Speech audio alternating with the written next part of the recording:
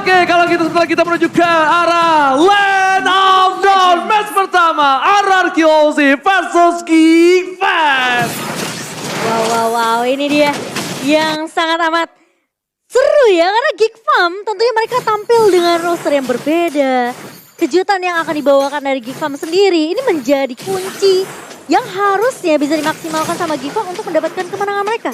Yes. Selama berapa season? 5 season berturut-turut mereka belum bisa menangin match sama RRQ. 5 match terakhir. 5 match terakhir.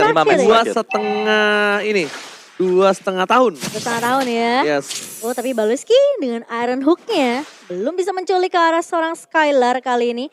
Sementara di area atasnya ini Cadira yang bakal di babysit sepertinya sama seorang Baloyski. Sama satu hal sih, aku penasaran untuk mic check setelah game match ini selesai. Komunikasinya apakah ada barrier language, ya kan? Karena ini salah satu tim yang membuktikan kalau komunikasi itu sebenarnya bukan menjadi masalah adalah Onyx di season yang ketiga. Betul. Mendominate sampai MSC.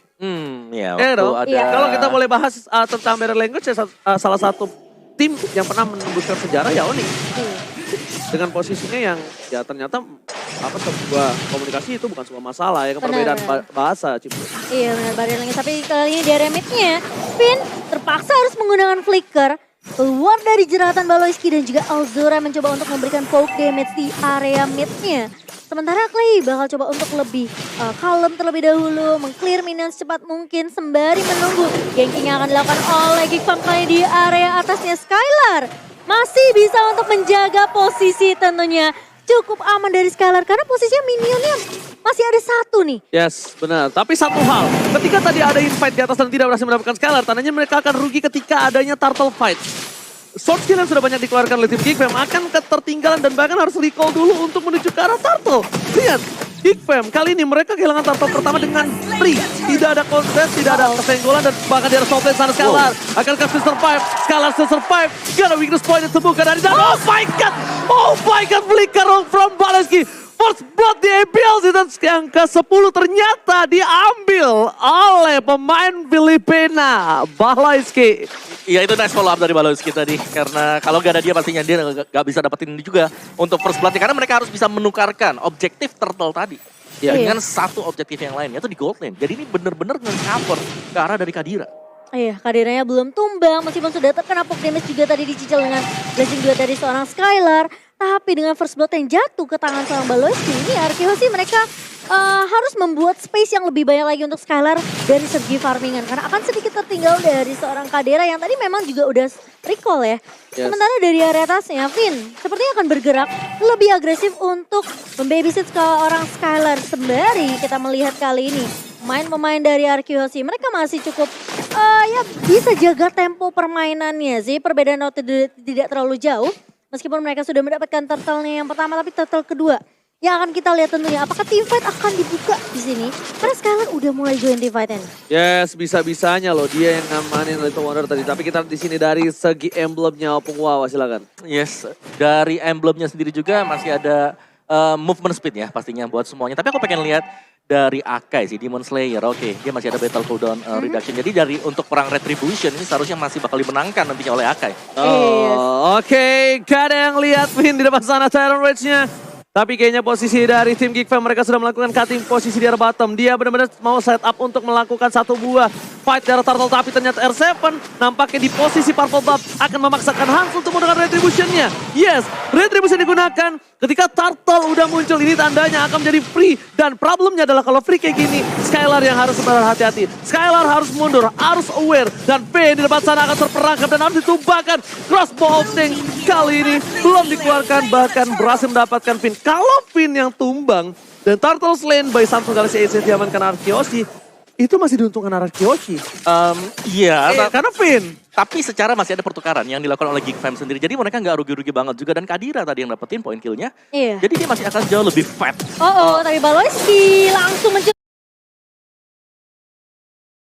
ke arah seorang Clay, masih punya sprint, masih bisa survive dari seorang Clay. Padahal Iron Hook-nya sudah connect tadi dari seorang Baloyski. Yes, Clay kali ini still survive. Tapi lihat flicker yang dikeluarkan oleh seorang Baloyski. benar-benar menjadi sebuah impact. Dan kalau misalnya aku boleh lihat, ini dari item game, di mana seorang Skylar, dia benar-benar defensif banget dengan item yang dia miliki. Tapi di sisi sebaliknya, bahkan dari Tamus, dia pengen ofensif dengan adanya dominance ice yang akan dimiliki dari seorang Luke. Mungkin ada life drain, tapi untuk damage dia nggak bisa nahan sekuat itu. Iya, dia bakal jadi tahan badan di area depan sih. Pengen mention sebenarnya dari Karina sih. Dimana berarti dia harus masuk benar-benar mengandalkan rekan-rekannya terlebih dahulu. Dia nggak bisa opening sama sekali karena dengan full item damage pasti dia tipis banget. Iya, Yes, dia benar bakal banget. jadi eksekutor mungkin. Betul. Atau hanya ngepok aja dari awal. Dia bakal incer targeting kalau menurut aku. Dia Iya. akan targeting entah ini mungkin karakter Kayak atau Clay. itu. Nggak ada lagi siapapun. Dan Nggak lihat, bisa soalnya. Rest belum dikeluarkan. Langsung ada satu blow di Hurricane soal seorang Alpha tebang real world manipulation. Menutup permainan, lihat Skylar. Dia tahu dia di posisinya tidak cukup baik. Last ball of yang belum dikeluarkan. Sadera. Aku nggak tahu kenapa. Sadera ini emang oke. Dia punya trigger disiplin yang bagus untuk dari segi last ball of tank. Tapi balik lagi. Terlalu menahan. Itu juga tidak cukup baik.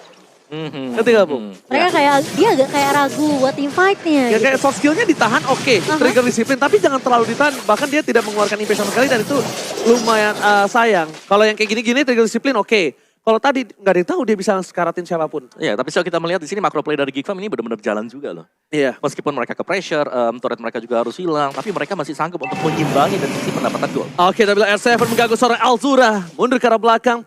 Memberikan space untuk seorang Albert. Tapi lihat Esmeralda still di bottom lane. Dia mau tetap menangin dan lihat Terrorist dikeluarkan. Paleski masih bisa berikan ke arah belakang. Membuat satu buat shuttle didapatkan oleh seorang Albert. Oh my god, Skylar. Skylar. What are you doing? Gak ada flicker dan pakai Skylar. Albert down.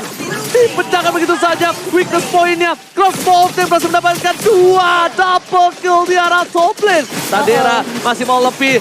Dan bakal dikeluarkan dari posisi Clay. Oh my god, Pulse. What happened? Wah kali, tapi Clay pun mau tidak mau 4 pemain dari Arki Hoshi harus tumbang, Oji. Alright, 4 pemain. Ini bukan hal yang Baik sulit sih. banget nampaknya. Bukan hal yang baik. Karena ini hal tersulit yang dimiliki dari arah Kiyoshi ketika melawan Geek Fam. Kayaknya kalau menurut aku pribadi lihat Hans di depan sana. Oloyski memberikan zoning out terhadap para pemain dari tim arah Kiyoshi. Bahkan turret di arah mid dari arah Kiyoshi yang selalu dijaga dengan keras. Setiap matchnya dipecahkan di menit yang ke-7. Gila sih. Ini aku merasa dengan kehadirannya Baloski ya. Ini Geek Fam bener-bener beda banget. Jangan Semua rotasi, semua komunikasi dipegang sama Baloski. Ya aku pengen mention buat Kadira sendiri juga gitu loh. Pemain yang kita nggak tahu dari mana, tapi dia bisa memberikan perform yang luar biasa. Iya, ini Geek Fam kayak pada pakai axe ya. Semua bau badannya hilang, lebih pede mainnya. Dan yang pasti juga buat kalian jangan lupa untuk jajan di GrabFood karena ada diskon 20.000 pakai kode promo MPLIDX. Grab langsung di scan aja ya. Ini yang menyelamatkan hidup saya di satu season kemarin. Benar, hadiah dari GrabFood untuk AB. Iya. Tiketnya itu saya menyelamatkan hidup saya di rumah. Wah. Dan juga, ini dia yang bikin saya selalu semangat tiap hari. Oh, Bang Wawa. Iya, saya pakai Head & Shoulders, bro. Wih. Biar segar dan wangi. Cuma tetap aja nggak ada yang nyangkut. Aduh. Ada yang nyangkut. Ada. Rank kamu nyangkut. Yes, tapi dari in-game-nya sekarang ya, Geek Fam Iya. mereka udah lagi pegang kendali permainan. Lagi pegang.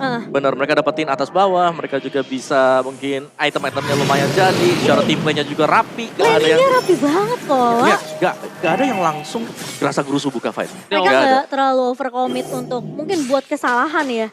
Ini bener-bener mainnya disiplin banget dari Geek Fam sendiri. Oke. Tapi tapi R7 tiba-tiba Oji. Ditumbangkan begitu saja, ini tandanya menjadi Lord. Dan cukup berat untuk tim Anarkioshi kalau mau dicuri begitu saja. Paloyski berikan prison di depan sana, ada Luke. Albert is coming, Finn. Jangan sampai terperangkap. Luke mencoba melakukan zoning out. Bahkan Daerah Nuk berhasil didapatkan Finn. Mencoba di follow up. Kadera ditumpahkan begitu saja. Shutdown. Meanwhile dari belakang Clay still survive but not today. Retribution from Albert. Oh my god. Still Lord Albert kali ini kembali memberikan permainan yang luar biasa. Anarkioshi di under condition. Dan Lord kali ini berhasil mendapatkan one shutdown. What happened? Itu ya, si Albert cuma jalan aja, pencet retri, balik. Misi lewat Iya, doang permisi. ya. Lewat doang lagi-lagi retribution yang on point. Dari seorang Albert kali ini.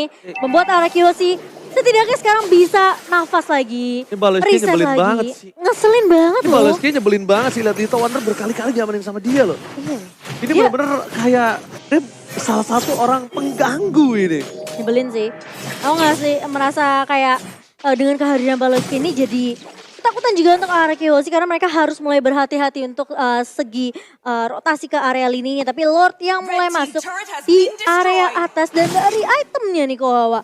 Kita ngeliat dengan adanya satu buah curse helmet untuk seorang Finn dan juga Demon's Ice tentunya. Yes, ini dari Clay sendiri juga dia masih punya item-item support ya. Belum ada damage-nya jadi masih bakal bergantung untuk Skylar. Tapi Elzura bakal coba dikejar Skylar langsung. Menangkap ke arah seorang Elzura dan Baloski kali ini di posisi yang kurang baik. Udah low banget. Hans masih bersembunyi dan bahkan Clay yang akan tertangkap. Tapi di sisi lain, Shadira pun tumbang di tangan pemain-main Arkeosi dan Luke. Mau tidak tahu mau akan menjaga dari area mid. Tapi Arm7 tidak kenal takut tentunya Oji. Enggak. Ini salah satu trigger disiplin yang sangat kita lihat tadi di depan sana. Dia boncing ball tahan, nggak ada Tyrant Rage sama sekali ketika udah nggak ada anti crowd control dari seorang One langsung dikeluarkan Tyrant Rage-nya Albert yang memancing itu. Jadi bukan karena Fulpranya tapi Albert ketika dia masuk dengan anti crowd control langsung Tyrant Rage keluar. Oke, dan ini masih harus reset pastinya buat Geekfam sendiri setelah kesalahan kecil sebenarnya tadi mereka harus memberikan Lord-nya. Dan itulah kenapa kita harus berhati-hati ketika sedang melakukan Lord. Iya. Karena sekali keculik momentum yang tadi dipegang oleh Geekfam langsung hilang, berbalik. Tapi menurut aku pribadi, Geekfam udah melakukan zoning out. Tapi mereka nggak ada yang expect kalau misalnya Albert masih berani untuk melakukan kontes ketika dia sendiri. Bedanya itu, Albert sendiri loh masuk ke sana. Iya, dia 1 melawan 4 ya. Di area lo tadi. Temennya udah di zoning, ditumbangin ya kan. Dia tetap berani, gak ada R7, gak ada badannya. Urusan belakangnya, tapi yang penting apa? Adu retribution. Aduh, retri, betul. Dan pemain-pemain dari Geekfam juga mereka nggak nge-shutdown Albert yang tadi cuma asal lewat doang. Yang cuma jalan. Untuk retribution ke arah Lordnya Kowawa. Tapi kali ini tifatnya bakal coba dibuka. Cadera udah mencicil. Karena seorang R7 kali ini sekarang dibuka. Tapi Elzura tumbang di tangan sekolah Skylar. Masih motivat lebih. Albert kali mendiarin depan. Tapi crossbow tank dilepaskan oleh Cadera. Mendapatkan R7. Gak ada crossbow tank lagi. Tapi kali ini Luke terpisah dari pemain Geekfam. Masih bisa tas-tas. Tapi kali ini dibalikin keadaannya. Albert dengan heavy spin melak satu pemain. Dan Skylar langsung membawa dengan cukup baik.